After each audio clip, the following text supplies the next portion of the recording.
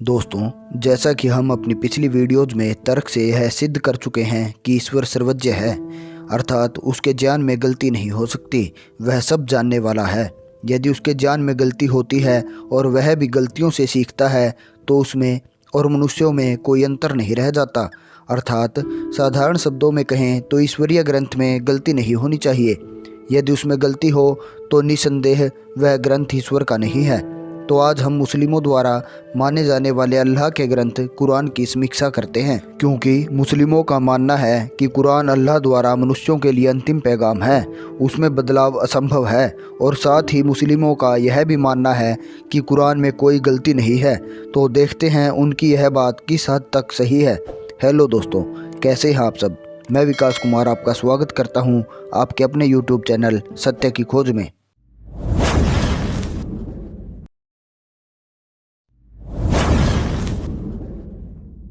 दोस्तों, यदि आप कितने भी मुस्लिमों से पूछें कि क्या कुरान अल्लाह की वाणी है, तो उन सब का एक सुर में यही उत्तर होगा कि हाँ, कुरान कलामुल्लाह है, अर्थात अल्लाह की वाणी है, खुदा का कलाम है।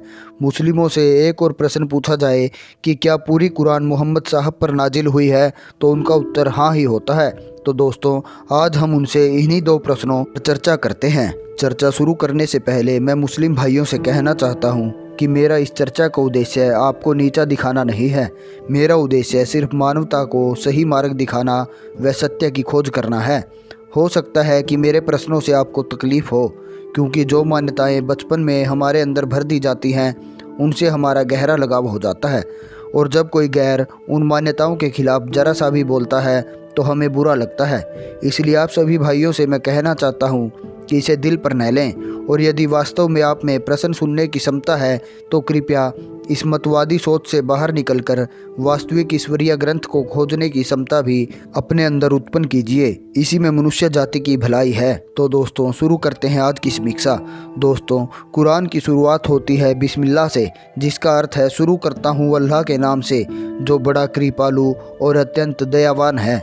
दोस्तों, यदि कुरान अल्लाह की वाणी है तो बिस्मिल्लाह में अल्लाह किस अल्लाह को पुकार रहे हैं, क्योंकि यदि कोई बोलेगा तो वो अपने नाम की जगह सर्वनाम मैं का प्रयोग करेगा।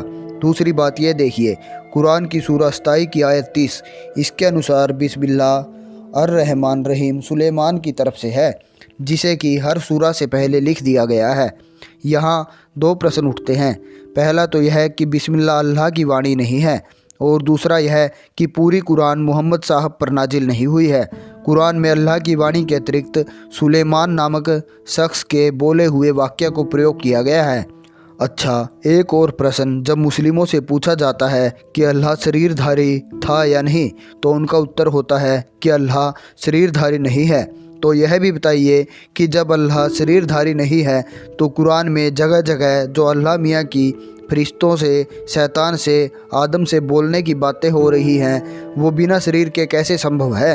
अभी आगे ये देखिए, कुरान की सूरह 81 की आयत 19, इसके अनुसार कुरान जिब्राइल की ज़ुबान का पैगाम है, अर्थात कुरान में जो भी बातें हैं वो जिब्राइल ने अपने शब्दों में कही हैं। तो इस आयत से यह प्रश्न उठता है कि जब कुरान जिब्राइल की वाणी है तो फिर इसे कलामुल्लाह के आधार पर कहा जाता है। हाँ, इसे अल्लाह की वाणी के स्थान पर यदि अल्लाह का ज्ञान पुकारा जाए तो बात ठीक लगती है, पर जैसा कि हमारी पिछली वीडियोज़ में कुरान में जगह जगह विरोधाभास हमने बताया है, तो उस आधार पर कुरान अल्लाह का ज्ञान भी सिद्ध नहीं होती, क्योंकि अल्लाह अर्थात ईश्वर के ज्ञान में विरोधाभास संभव नहीं। बुद्धिमान मनुष्य की बातों में भी विरोधाभास नहीं होता, तो फिर सर्वज्ञ ईश्वर की बातों में विरोधाभास संभव कैसे। ऊपरी तर्कों से यह निष्कर्ष निकलता है कि या तो अल्लाह नाम की सत्ता काल्पनिक है, यदि वह वास्तव में है तो जगह जगह विरोधाभास वाली कुरान उसका ज्ञान नहीं हो सकती। ईश्वर का ज्ञान किसी मत मजहब या विशेष जाति वालों की बपोती नहीं है। सारा जगत ईश्वर की संतान है, तो उसका ज्ञान प्राणी मात्र के लिए होना चाहिए, न कि किसी विशेष मत या सोच के लोगों के लिए। ईश्वर कोई दूर आसमान पर बैठी सत्ता नहीं हो सकती, वो तो सर्वव्यापक कण कण में रहने वाली सत्ता ही हो सकती है।